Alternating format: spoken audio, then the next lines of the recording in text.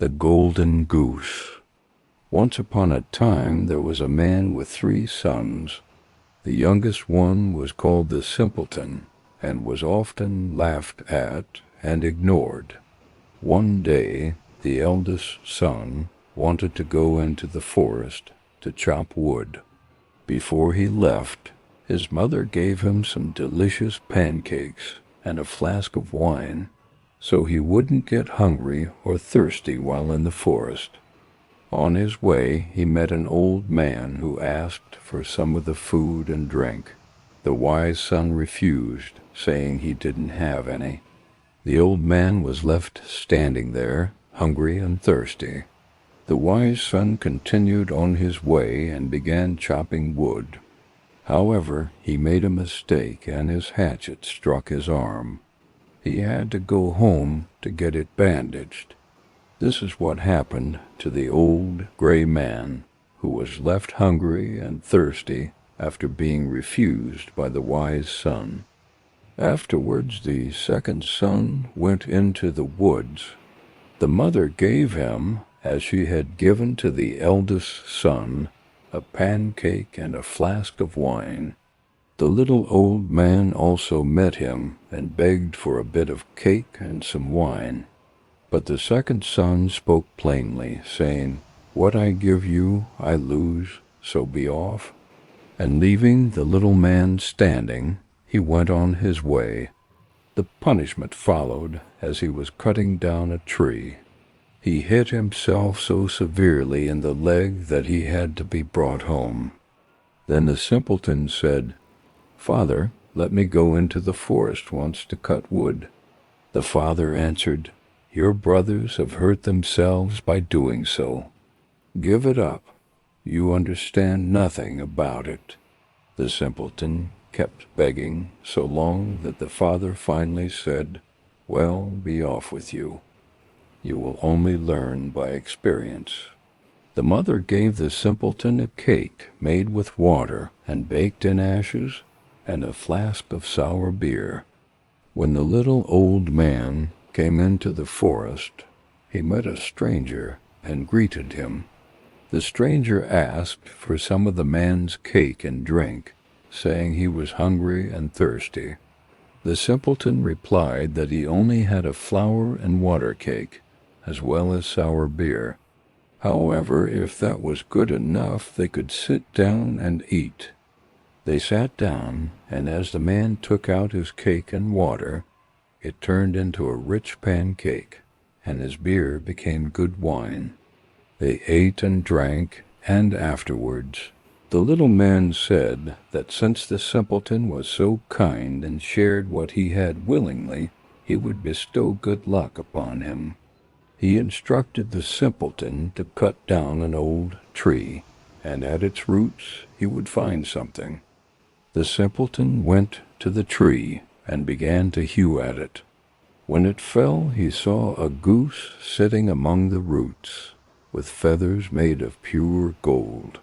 He lifted it out and took it to an inn, where he intended to stay. One night, the landlord's 3 daughters saw a goose and were curious about it. They wanted to know what kind of bird it was and wanted one of its golden feathers. The eldest daughter thought she would wait for a good opportunity to pull out a feather for herself. So when the goose was gone, she seized it by its wing. But her finger and hand were held fast. Soon after, the second sister came with the same idea. She also touched her sister, but she was also held fast. Finally, the third sister came with the same intention, but the others shouted, "Stay away, stay away." She did not understand why she should not approach them, and she went towards her sisters. When she reached them, she stopped hanging on, and they had to stay there all night. The next morning, the simpleton, the youngest daughter, took the goose and pulled out all the feathers. The goose under his arm, the 3 girls ran after him wherever his legs took him. In the middle of the fields, they met the parson. When he saw the procession, he said, "Shame on you, girls, running after a young fellow through the fields like that." He seized the youngest one by the hand to drag her away, but he too was obliged to run after them. Not long after, the sexton came along and saw the respected person following after the three girls. He called out, "Oh, your reverence, why are you running so quickly? We have another christening today." He seized him by his gown, but no sooner had he touched him than he was also obliged to follow along. As the five continued to tramp on, two peasants with their hoes caught up with them. From the fields the man cried out and begged for help. He wanted to set him and the sexton free, but as soon as they touched the sexton, they had to continue following him. Now there were 7 people following the simpleton and the goose. By and by they came to a town where a king reigned. He had an only daughter, who was so serious that no one could make her laugh. Therefore the king had promised that whoever could make her laugh would have her in marriage. The simpleton, after hearing this, went with his friends into the presence of the king's daughter. As soon as she saw all the people following each other, she burst out laughing. It seemed as if she could never stop. The simpleton had earned the right to marry her. However, the king did not want him as a son-in-law. He made all kinds of objections, saying that the simpleton must bring a man who could drink a whole cellar of wine. The simpleton thought about this and decided to try. The gray man would have been able to help the simpleton, and went out into the forest. There, on the very spot where the tree was felled, he saw a man with a very sad countenance. The simpleton asked what was wrong, and the man replied that he had a great thirst that he could not quench. Cold water did not agree with him, and he had drunk up a whole cask of wine, but it was only a drop that did him good. Then the simpleton said that he could help him. He took the man to the king's cellar, where he sat before the big vats and drank until he had emptied the entire cellar. Before a day was over, the man had finished off the whole cellar full. The simpleton then asked for his bride, but the king was annoyed that a simpleton should take his daughter away. So he made new conditions. The simpleton had to produce a man who could eat a mountain of bread. The simpleton did not hesitate for long, and found a man who ate mountains of bread for a living.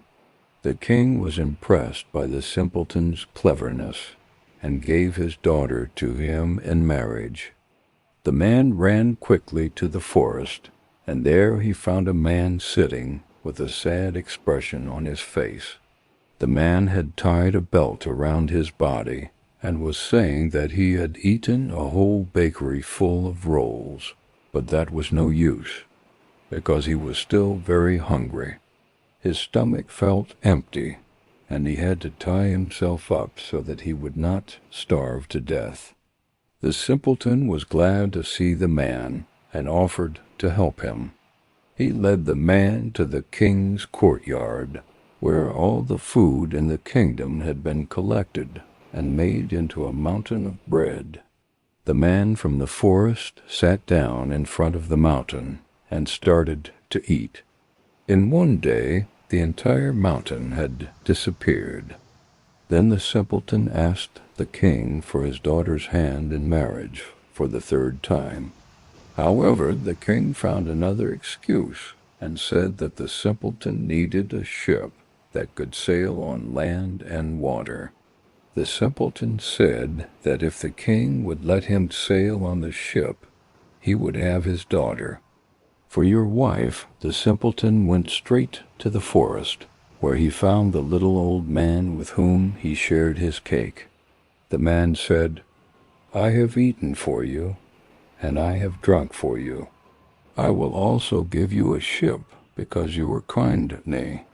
Then he gave the simpleton a ship that could sail on land and water. When the king saw the ship, he knew he had to give his daughter to the simpleton. The marriage took place, and after the king died, the simpleton became king and lived happily with his wife.